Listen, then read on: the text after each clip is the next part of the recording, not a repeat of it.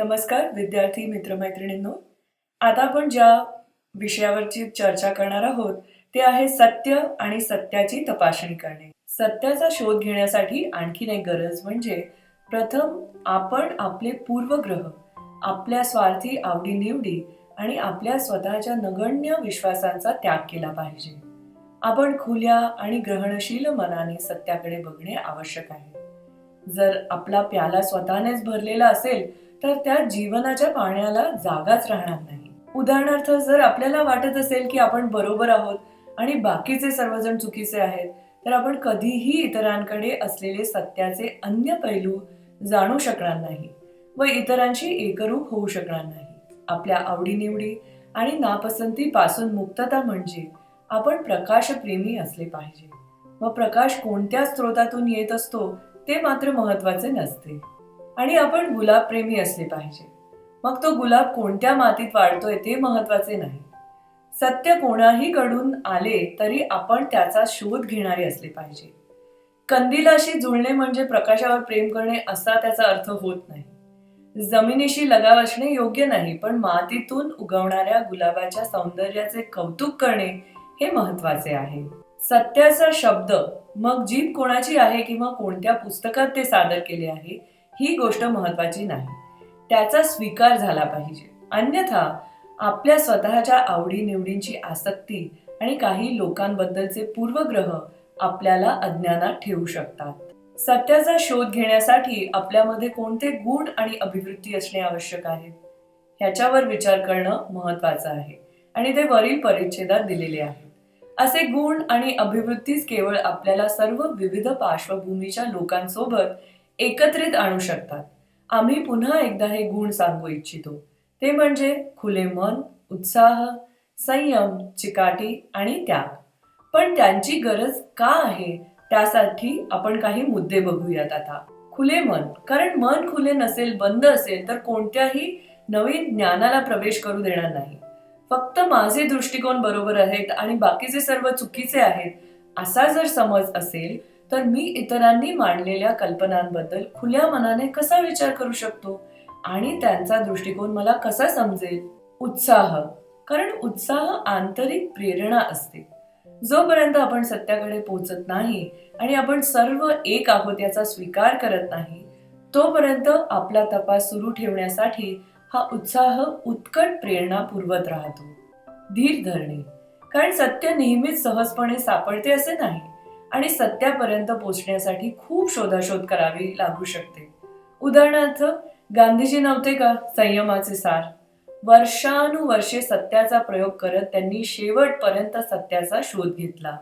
चिकाटी, कारण अडथळे, आव्हाने आणि कसोट्या असंख्य आहेत. प्रत्येक जण तुम्हाला भेटायला तयार किंवा इच्छुक नसतो, कारण कदाचित तुम्ही वेगळे दिसता किंवा तुमच्या पुढे विचार मांडता येत नाहीत किंवा तुमच्या समोर जे काही मांडले जाते ते त्याचा तुम्ही आंधळेपणाने स्वीकार करत नाहीत किंवा अयोग्य गोष्टी तुम्हाला अमान्य असतात. त्याग, कारण जोपर्यंत आपण आपल्या पसंतीच्या गोष्टी आपण त्यागाने सोडून देत नाही, जसे की आरामदायी राहणे, आपला वेळ आणि शक्ती, तोपर्यंत आपल्याला संपूर्ण मानवतेशी जोडणारे सत्य शोधणे शक्य होणार नाही. मानवी स्वभावाच्या योग्य आकलनावर सत्याचा शोध घेणे आधारित असले पाहिजे. अन्यथा आपण असत्य स्वीकारू शकतो, कारण असत्य माणसाच्या चुकीच्या वास्तवाशी जुळते. उदाहरणार्थ, विविधतेतील एकता आज मूलभूत सामाजिक गरज आहे असे म्हणणे मानवजात एक आहे या विश्वासावर आधारित आहे. त्यामुळे प्रत्येकाचे जीवन आनंदी होण्यासाठी आपण विविध कलागुण आणि पंथांच्या लोकांचे स्वागत केले पाहिजे. दुसरीकडे, जर एखादी व्यक्ती मानवजात एक आहे यावर विश्वास ठेवत नसेल, उलट तो काही लोकांना इतरांपेक्षा श्रेष्ठ मानतो, तर त्याला सामाजिक जीवनाचे आयोजन करताना विविध लोकांचे स्वागत करण्याचे कोणतेही कारण सापडणार नाही, कारण त्याच्यामध्ये सामाजिक जीवनात केवळ श्रेष्ठ स्वभावाच्या लोकांचे वर्चस्व असावे. आता आणखीन एक उदाहरण पाहूया. उदात्तता मानवी स्वभावाचे मूलभूत वैशिष्ट्य आहे. अशी खात्री जर आपल्याला असेल तर आपण आपले हेतू साध्य करण्यासाठी केवळ सभ्य मार्गांचा अवलंब करू. अशा मार्गांचा अवलंब करू जे आपल्या जन्मजात उदात्ततेच्या विरोधात नसतील. अशा वेळी आपले हेतू साध्य करण्यासाठी इतरांना दडपून टाकणे किंवा एखाद्या वैज्ञानिक कार्यात गुंतणे ज्यामुळे इतर व्यक्तींना इजा होईल असे वागणे अजिबात मान्य होणार नाही. आपल्या अंतिम विश्लेषणात आपण पुढील गोष्टी नमूद करू शकतो. सत्याचा तपास केल्याने आपल्याला आपला दुहेरी उद्देश पूर्ण करण्यात मदत होईल आणि विविधतेचे स्वागत करण्यात आणि एक चांगला समाज निर्माण करण्यास सहाय्यक होईल. प्रिय विद्यार्थी मित्रमैत्रिणींनो, अभ्यासक्रम व्यवस्थापन प्रणाली म्हणजेच LMS लर्निंग मॅनेजमेंट सिस्टीम मध्ये दिलेले अध्ययन साहित्य आता तुम्हाला बघायचे आहे. त्याप्रमाणे कृती पार पाडायच्या आहेत आणि या विषयाची जी काही अंतिम सादरीकरण कृती असेल ती तुम्हाला पूर्ण करायची आहे आणि जी लिंक दिलेली आहे त्याप्रमाणे सबमिट करायची आहे. आता आपण एक छोटासा आढावा घेऊया ज्या विषयाबद्दल आपण चर्चा केली. विविधतेचे स्वागत करण्यात आपल्याला यश येण्यासाठी सत्याची तपासणी करणे आवश्यक आहे या निष्कर्षावर आपण आलेलो आहोत.